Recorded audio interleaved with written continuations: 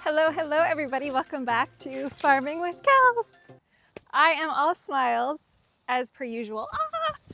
Okay everybody, I'm back. I'm just gonna keep that in the video because what are the odds? I just busted my adapter again on my mic. If you were following along this channel, you know that I already busted it this spring. So I ordered a lot of spares, but dang. The stand that I got going just doesn't allow any wind. It's like 2-mile-an-hour winds right now. But anyways, it fell over and it broke. So I apologize about that, but I'm still smiling, right? Anyways, I'm smiling because of the corn. I'm out scouting it. It is currently August 4th, but I'm gonna show you just kind of some flashbacks overall here of July, maybe a little bit of June and May of corn growth. So here's some flashbacks before I take you into the corn and talk about what the heck's going on with it currently.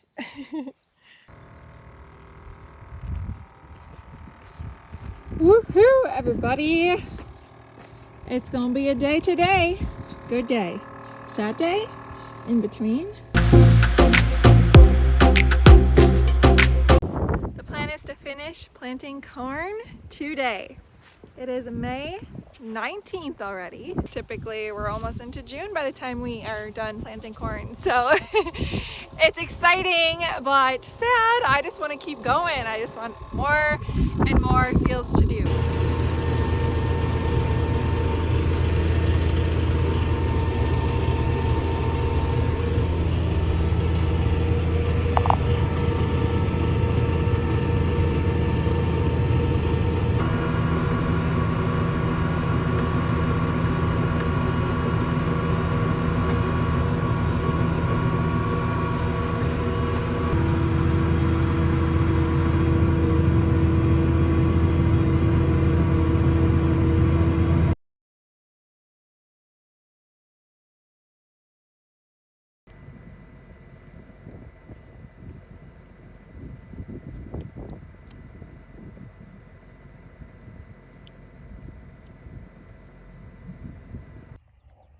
You always find a treasure out here. You never know what it's going to be. Gorgeous greenery. That's what I'm talking about. However, lots and lots of rain. A bit too much, I'd say, but shouldn't say that. There's a lot of summer left. 2.7 inches again. But the rain was 2 days ago. A little bit last night, and just a little bit like an hour ago.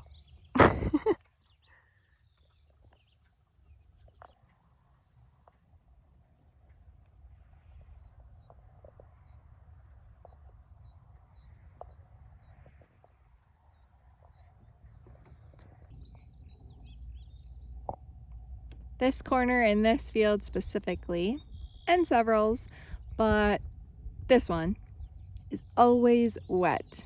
It's just the way it is, you know. There you'll kind of see the yellowing of the leaves on the bottom there.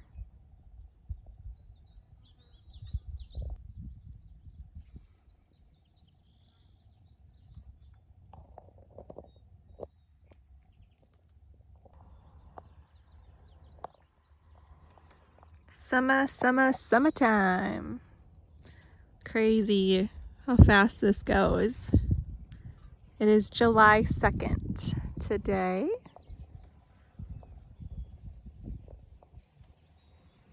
True test is on the 4th. Out searching for the tallest corn.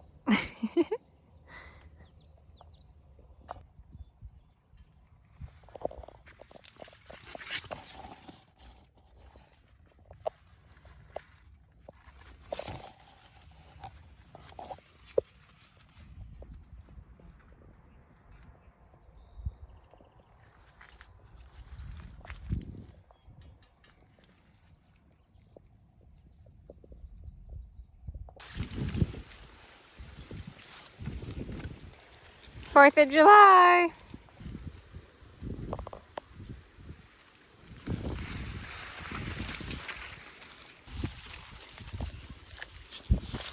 A little bit taller than knee high.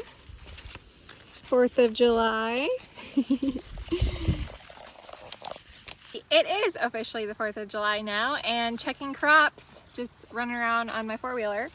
Had to stop at the first field, of course, that we planted.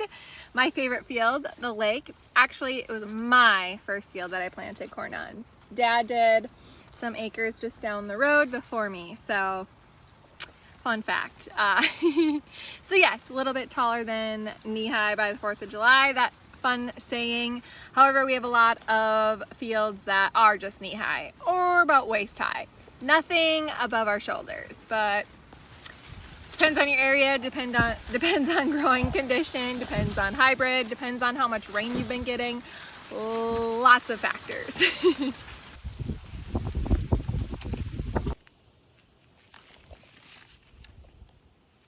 Okay. Technically still knee-high. All right. As you can see, it's a little slightly, majorly not as good right here. Uneven field sometimes. We've been getting a lot of rain. I don't know about your area. I'm talking inches upon inches. This is the first stretch here of like 2-3 days now officially that it's like full sunshine and 90 degrees. So kind of crazy how that all works. We're about waist high there. Okay. A little bit above. But yeah.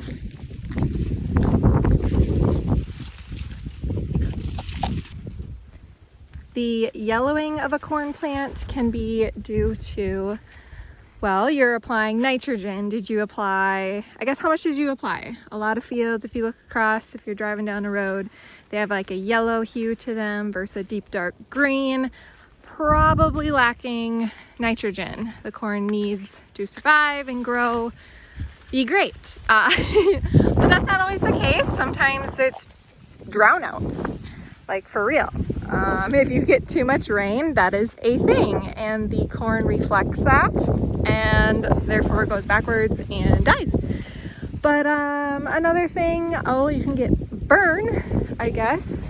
The leaves can get like a leaf burn, they call it, if you're applying that product. I know I talked about, the urea videos in the past when I was actually doing it. If you're, applying it when the leaves are wet, you could get a discoloration burn to it and other factors as well. Some cases, depending on the year or the ground, it's too darn dry. I mean, you'll see that too, where it just wants to shrivel up and die. That's not our case though right now. This is a gravelly area as well. So sometimes it just does poorer on the type of ground. Definitely changes a lot here. I can't show you all the nice stuff, you got to see the trueness of this farm life. There's good and there's bad and there's everything in between.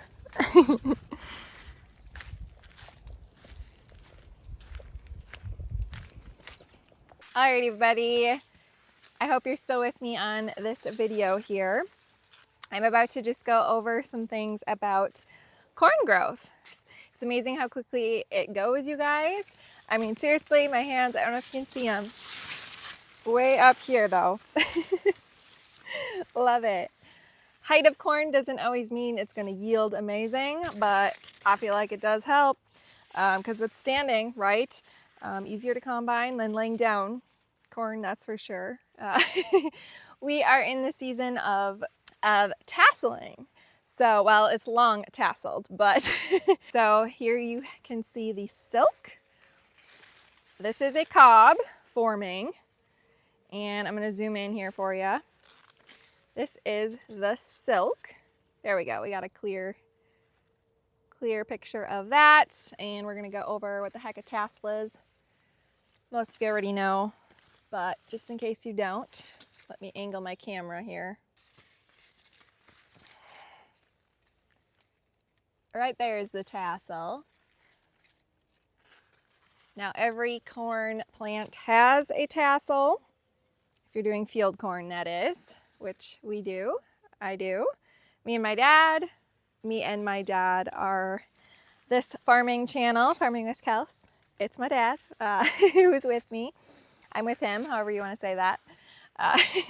So a little rundown here. For every kernel on the cob here, for every kernel there is a silk, so that's what this is here.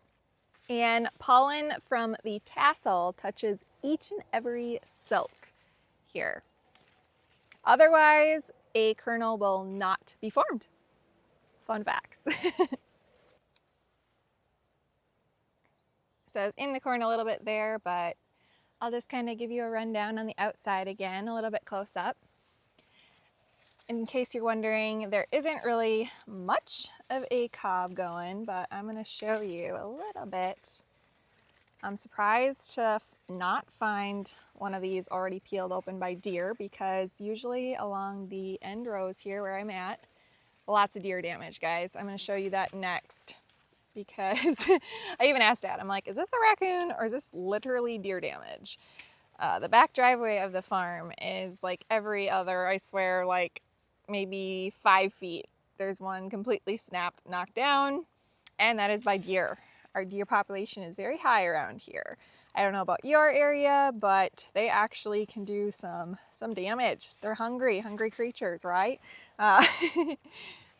Anyway, so here's like a current August 4th update on this corn. This was planted May. I can let you know the exact day, but it would have been early to mid-May. We were done decently early for central Minnesota here for our operation.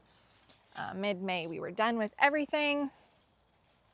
And I say that decently early in our operation because we're usually a little bit behind everybody, just because our ground needs to warm up a little bit longer. We're no-till, strip-till. So for those of you who don't know, that we don't work our ground, and therefore all that residue on top and just overall our ground usually needs a little bit longer to warm up. So just sometimes needs a little extra time. Here we go, what we got going on here. 94, 92, 95, depending. I'm just showing you guys this field here. It's where I'm at today currently, but we'll do some beans here too. Beans were a little bit behind. We had a lot of residue, you guys, and it was almost like a blanket. Here's just a fun dig on myself. I'm the one who planted this. Planted almost all the corn acres, but what I mean by dig on myself is, well, what the heck's this about, Kels? Come on, you know better. When you're planting the head ends, you're supposed to get as far back as you can, you know, make a nice straight line right about there, you know, so that would kind of go like in line with the up and down rows. Yep, my bad. We all do it, right? At least I do. This is 12 rows planted. Obviously, I came out one direction, lifted it up, and the other side, I actually started here and dropped it down. However, I didn't go back enough. Dad tells me this every year, you know. I'm really trying, and some fields I did exceptionally well, I feel like, but I'm gonna show you the ones I didn't do so well, because this would be one. I wish I would have just came, you know, out in an even line here, but is what it is. Could have had a couple more kernels, I suppose, but I tried my best, but it was not my best work.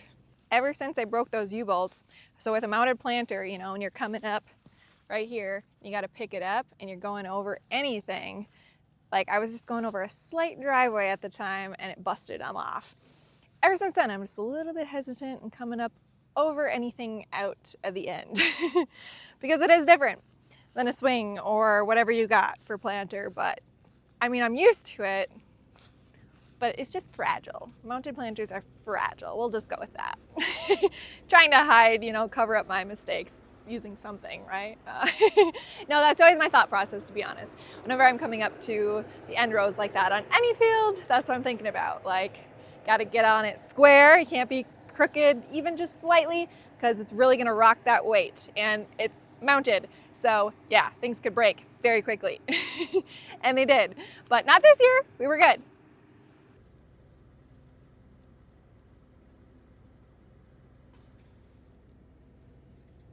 All right, let's head to another field really quickly. Don't have much time for filming today, but we're making time for you guys. I really want to go check out a bean field for you. And anything I missed, we'll just maybe voice over some fun facts for you. But yeah, just wanted to give you an update on the corn and beans. Windy as heck, but here's an update on some beans. Much more growth than what you've probably even saw last time. A planting video, perhaps. We got some flowering, you can see. As for pods, well, let's just lean on in and give you guys the closest look possible. Way down to the bottom here, the top's always the last to fill. So as you can see, nothing in those. So when everybody's like, your beans are looking so good, it's gonna yield so good. Well, we're gonna not need a frost, an early frost for that to happen because they got a long ways to go.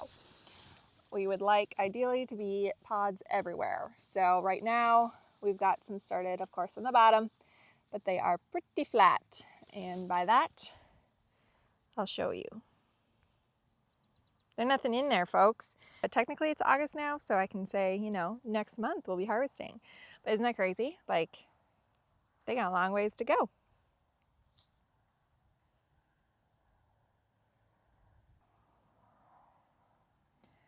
Opened one up for you. Pod 1, 2, 3. 1, 2, and a 3. Just tiny little guy.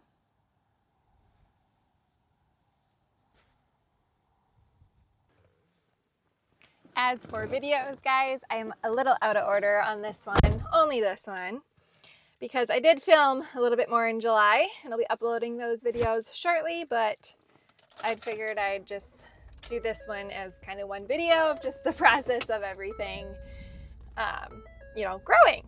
So yeah, present day today. One day late, I guess, by the time you see this, but August 4th today. So let me show you here the damage I was talking about earlier. Again, this is like nothing, you guys, compared to horror stories, hail damage, tornadoes, wind, you name it. But this is what we currently have going on. Just average things every year that you get. Just deer. You can see on the end there, and actually in the rows too. There's a little bit better. I was truly convinced it was raccoons, but it is not.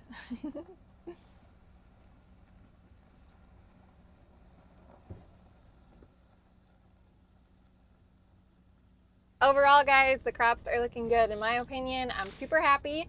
We had a lot of rain so far this summer. We had some cold days, we had some really hot days, humid. I don't know, it's just kind of working out. Hoping for some hot days yet for the corn and beans to grow. As for hay crop, other than alfalfa, what you see here is literally all we've been able to get from our little goaties. Ooh, dirty windshield. There we go. So it's this little patch. Goats really need hay badly. It's just been one of those summers where, you know, every 1 to 2 days it's raining. Not really a good stretch to make dry hay. It's got to lay out there a while. Versus alfalfa, you don't want it to lay out there a while, so way different. Hopefully we can get some cuts in on our meadows yet.